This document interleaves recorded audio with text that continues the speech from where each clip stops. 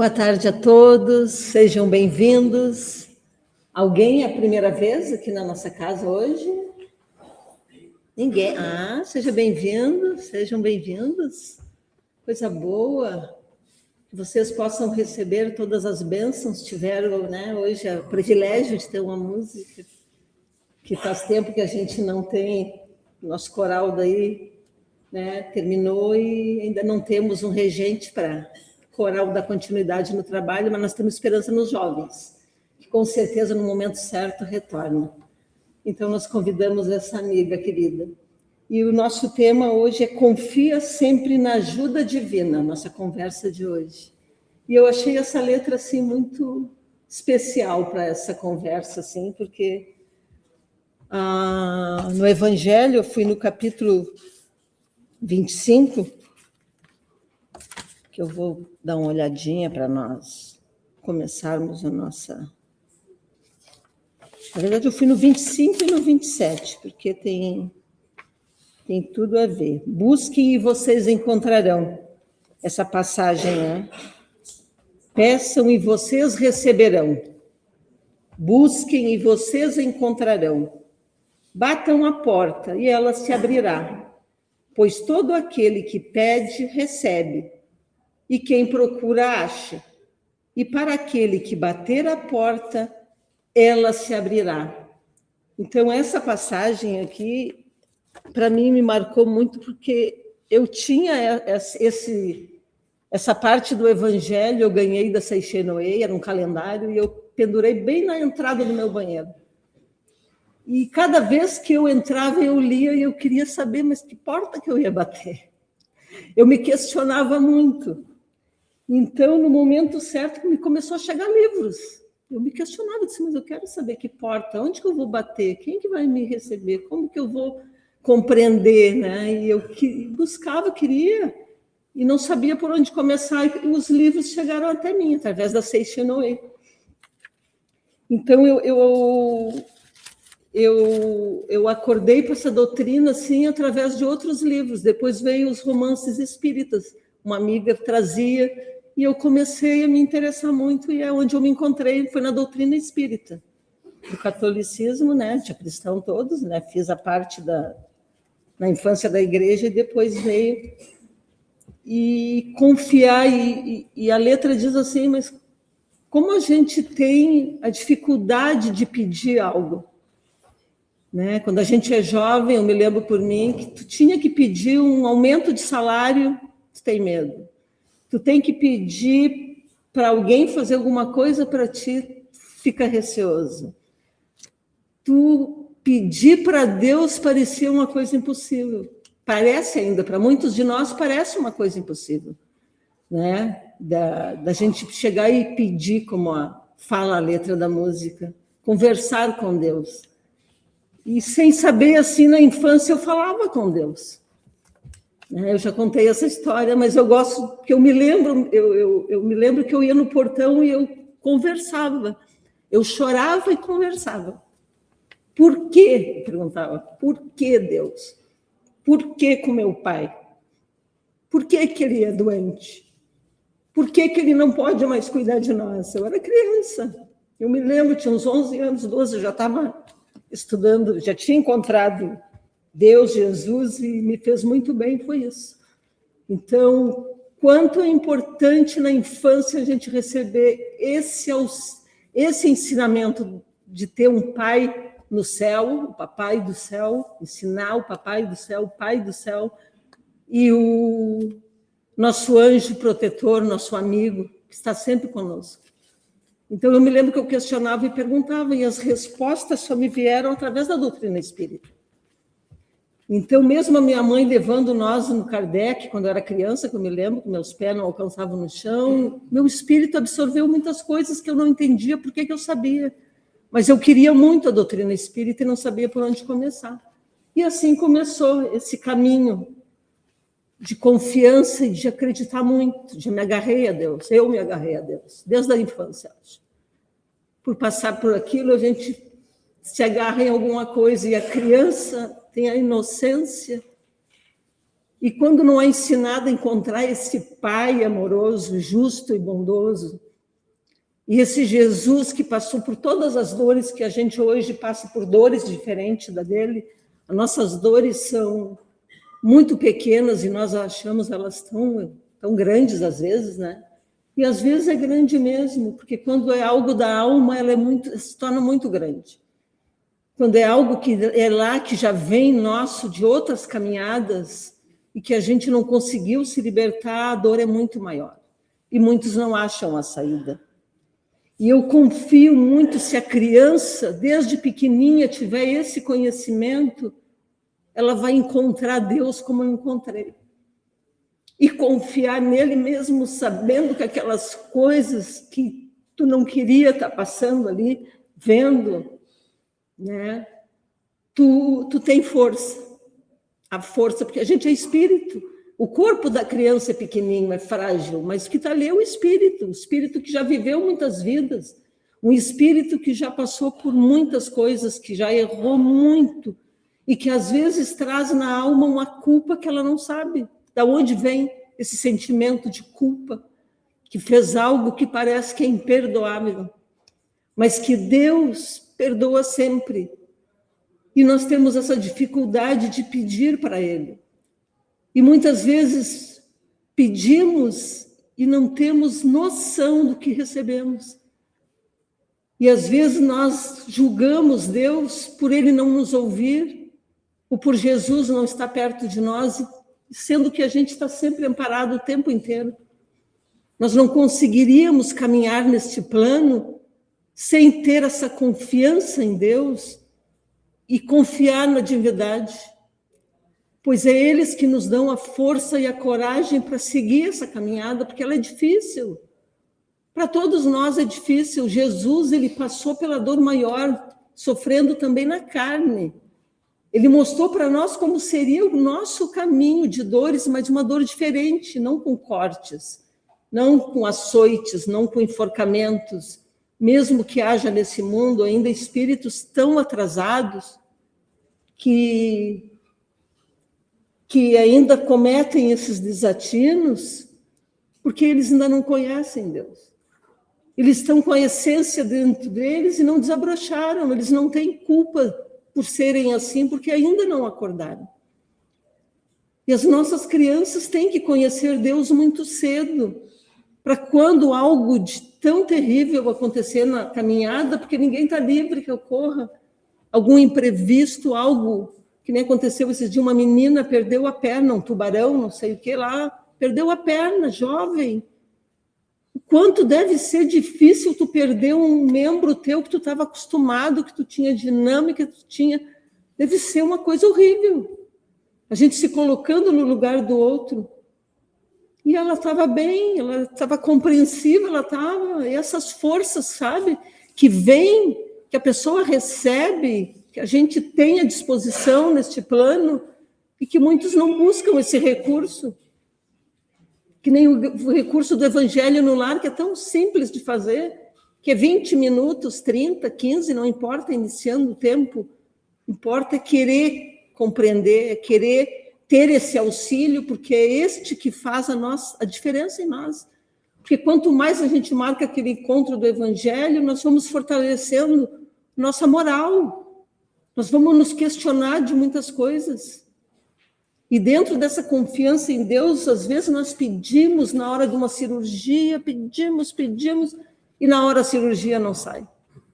Aí nós ficamos, ai meu Deus, não saiu a cirurgia, vai dar tudo errado, vai piorar. E já vem o negativismo falando sem confiar em Deus.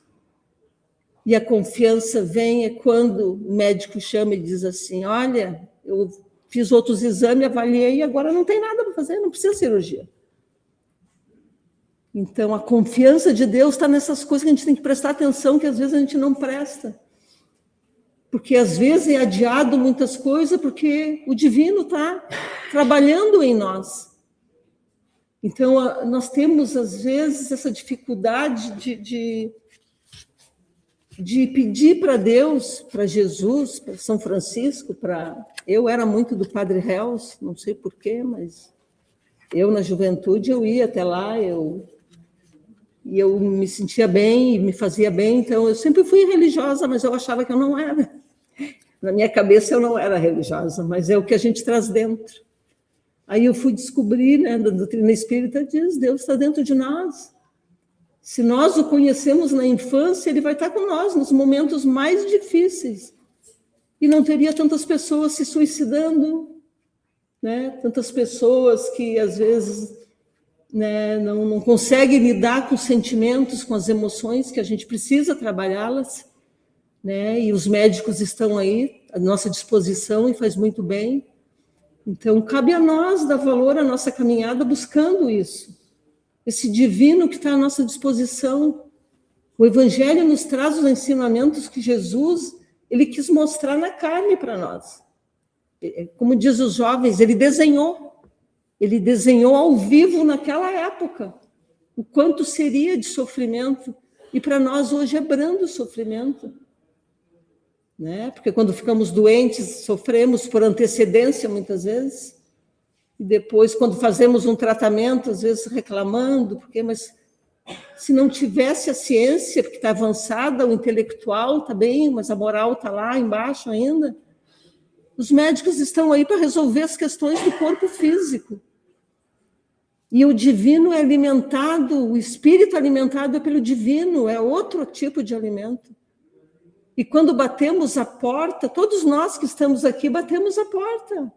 E nós encontramos um lugar que nos acolheu, que está nos explicando situações que muitos não explicam. Que a vida continua, que nós retornamos muitas vezes, que lá do outro lado vai estar aqueles que amamos nos esperando. O jugo é leve, como foi falado no Evangelho.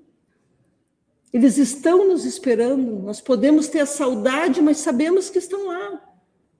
Para quem tem o privilégio de se desdobrar e de ir no plano espiritual e encontrar estes em recuperação, nos hospitais, onde eles estão, em algum jardim. Então, é uma bênção que a gente recebe, que a gente mata a saudade. Nem todos ainda conseguem se lembrar desse momento, mas acordam com aquela sensação tão boa, que a noite foi tão boa, que fomos num lugar tão bom, que deu essa paz, essa tranquilidade de continuar caminhando. Então, esse divino está à nossa disposição e nós temos que confiar sempre, independente do que ocorra. E essa passagem, eu acho ela tão linda, porque peçam, porque no capítulo daí, no item 5, peçam a luz que deve iluminar seus caminhos e elas lhes será dada. Peçam força para resistir ao mal e a receberão. Peçam a assistência dos bons espíritos e eles os acompanharão. E assim como o anjo de Tobias, eles lhes servirão de guia. Peçam bons conselhos e eles não serão recusados. E nós recebemos, às vezes, os conselhos. Não vai por esse caminho. Não vai ser bom para ti. Ou vem algo que te impede de ir. Como subir num avião, né? Num ônibus que vai ter acidente coletivo, um fica para trás. Então, isso é o divino, tudo é o divino. E a pessoa fica espraguejando, brigando, perdi o ônibus, perdi o avião. Nem um senhor lá fez um escândalo esses dias, até uns meses atrás, no ano passado, acho que até nem foi esse ano. Mas eu gravo assim que as pessoas perdem o senso, perdem o respeito, agridem pessoas que estão ali trabalhando. Por não confiar, às vezes, que às vezes o anjo da guarda está ali, botando um monte de coisa para segurar, para atrasar, para não é para te ir, tu não pode pegar. E assim como na cirurgia. E assim como aquela mãe que ficou soterrada 3 dias, alguém me explica como, amamentando 3 crianças sem comer, sem tomar água. É o divino. Eles não teriam que partir daquela forma, eles teriam que dar o testemunho, e o testemunho para nós vem, porque às vezes os incrédulos acreditam que Deus não existe.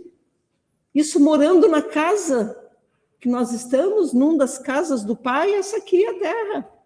Aonde a gente olha ao redor e é tudo belo, é tudo lindo, e nós estragando. Aonde tem a perfeição do nosso corpo, que às vezes não cuidamos dele bem também. que é necessário o divino também é nos amar e cuidar dele, porque é a casa do Espírito, o Espírito está aqui para evoluir o nosso espírito. Ele quer muito acertar, mesmo aqueles que erram. A gente veio com a determinação. Quando nos preparamos para chegar aqui, a gente veio determinado a fazer melhor do que quando a gente fez da última vez. Por isso a gente está aqui. E compreender certas dificuldades, a doutrina espírita nos traz com uma leveza, uma confiança que a gente tem que se agarrar. Essa confiança de saber que as coisas acontecem no tempo certo. Aprender a não se revoltar mais pela qualquer situação que ocorra. Porque algum motivo tem que desconhecemos. Nós não temos o dom de saber a vida do outro, a caminhada espiritual de cada um de nós. Chico Xavier, ele tinha um conhecimento, ele tinha alguém que trazia ficha, ou ele buscava, não entendo, mas ele sabia. Ele falava o que a pessoa tinha passado. Não para todo mundo, mas para alguns ele, através das suas obras, ele fala. Então, muita coisa ele guardava para ele, deve ser difícil. Nós, como médiuns, não podemos falar tudo que a gente sabe, às vezes. Às vezes vem para a gente uma intuição muito forte, tu tem que te calar. Tu tem que sofrer com aquilo e orar muito, pedindo por aqueles que passarão por alguma dificuldade.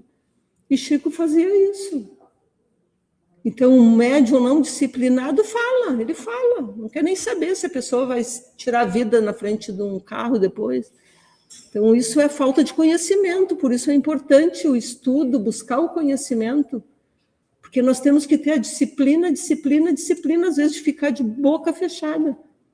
E quando eu estava sentada aí no auditório, quando eu cheguei na casa espírita, eu tinha uma necessidade de falar que eu, inconsciente não, eu estava consciente, eu segurava para não abrir a boca, para não falar nada.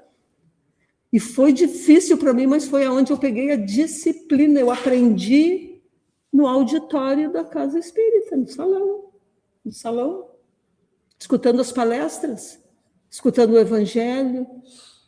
Não foi nessa casa, foi uma outra casa do caminho, mas me deu toda a base daquilo que eu recebi na infância, que é onde eu só fiquei feliz porque eu sabia que a vida continuava. Eu nunca acreditei que terminava tudo. Então, meu espírito sabia. Então, confiar em Jesus, confiar no anjo da guarda, ensinar para a criança, confiar em Deus, no Papai do Céu, nós devemos, é obrigação nossa de preparar aqueles que amamos. Pois eles vão ter uma dificuldade maior. Nosso planeta está em transição. Ainda tem seres menos evoluídos espiritualmente. Ele vai só melhorar quando nós todos melhorarmos moralmente. É a moral que tem que evoluir, o intelectual está lá em cima. A ciência está muito longe do moral. A ciência está comprovando que a doutrina estamos estudando. Então, a moral vai ter que alcançar. A ciência vai comprovar. Os médiuns estão sendo estudados, tem associação médica espírita. Não é mais como antigamente que a ciência dizia que não era e ficava por isso mesmo, não. Agora tem que comprovar. E o moral nosso depende de nós, sabermos fazer a escolha certa. Buscar o conhecimento e lembrar do evangelho na hora da lição mais difícil que se apresentar. Confiar na divindade, elevar o pensamento a Deus, pedindo ajuda, como fala aqui, conversar com Deus. Ela me deixou a cópiazinha aqui. Eu elevo o meu pensamento e peço ajuda no meu sofrimento. Ele é Pai, Ele escuta o que pede o meu coração, Ele sempre escuta, pois Ele nos conhece cada um, Ele nos criou. Ele sabe exatamente o que cada um de nós precisa. Mesmo nós pedindo coisas, às vezes, que ele não vai poder fazer, por nós, porque ele sabe que aquilo não seria bom para nós, porque nós nos perderíamos novamente, porque a parte material fala mais alto, porque o orgulho nos impede de falar com Deus, o egoísmo nos afasta dele ainda, porque muitos ainda estão gananciosos. Então, tudo isso é que nos afasta dele. Mas quando a nossa moral escolhe o que é bom, o que é certo, o que é justo, é o que vai nos fazer nos aproximar dele, de sentir as bênçãos que ele nos dá. Sendo que quem procura o outro caminho, as bênçãos, tem o anjo da guarda que sofre, ele está ali, ele não abandona, ele está pedindo por aquele que foi confiado a ele, porque veio para evoluir, para sair daquela caminhada que não é boa para ela. Somos nós, cada um fazer as suas escolhas, é o livre-arbítrio, é reconhecer que erramos, mas que somos perdoados pelo Pai. Deus é Pai, Ele nos ama, Ele nos perdoa. Assim como nós temos que aprender a falta de um irmão, que a gente não consegue ainda. Ou nos perdoar, que é mais difícil ainda, é nos perdoar. Porque o outro, às vezes, ele não sofre. A pessoa que quer perdoar alguém, ela que sofre, que deseja que aquilo passe, às vezes não passa. Por isso, o nosso trabalho é com nós aqui, porque nesse capítulo fala de progresso, de trabalho, de tantas coisas. E nesse livro, Iluminando o Tempo, que é da FEP, Federação Espírita do Paraná, Alessandro Viana Vieira de Paula. Ele é muito bom, esse livro. Na obra de Nosso Lar, André Luiz também recomenda os hábitos da oração e da respiração lenta e profunda. Por que no passe eles pedem essa respiração? Porque os fluidos estão aí. Se a gente parar no momento que está desesperado e fazer essa respiração de 3 vezes, segurar e soltar lentamente, a gente vai se acalmar, a gente vai pensar melhor, a gente vai resolver melhor. Conforme algumas técnicas de meditação e yoga que incrementarão a nossa nutrição espiritual, ofertando naturalmente resultados favoráveis sob as óticas moral e física. E Jesus, nosso modelo e guia, conhecedor dos reflexos do amor em nossa vida e em nossa nutrição espiritual, assevera: nem só de pão viverá o homem, de forma que cabe todo o esforço, no sentido de amar, foi falado no Evangelho, a fim de que exerçamos com qualidade os cuidados do corpo e da alma, que gerarão paz, alegria e saúde moral. Jesus, está nesse livro. E aqui tem outros, tem da Joana de Ângeles, tem muitas falas. E eu trouxe esse pequenininho aqui, que vem também no clube. Acho que foi do clube, não foi? Esse foi numa palestra. A arte de seguir em frente, André Trigueiro. Aí fala assim, elevando o pensamento. A prece dispensa palavras bonitas, rituais ou lugares especiais. Eleve o pensamento a Deus, abrindo seu coração, sem receios, confiando na eterna assistência de quem nunca te abandona. A prece é recurso indispensável na busca pela paz e pela harmonia. No apaziguamento íntimo que empresta lucidez à jornada, no robustecimento da coragem e da determinação de seguir em frente, haja o que houver, ora que melhora. É assim que veio. E esse é a nossa conversa de hoje. E eu espero que possa ter tocado um coraçãozinho. E que esse amigo espiritual que está comigo hoje, porque eu estou muito calma, eu não sou assim, vocês me conhecem. Eu rezei muito, eu faço muita prece, que eu não estava mais tranquila hoje. que possamos agora, com o passe, né, da continuidade do trabalho, agradecendo, então, por esses ensinamentos, por me escutarem, e até a próxima.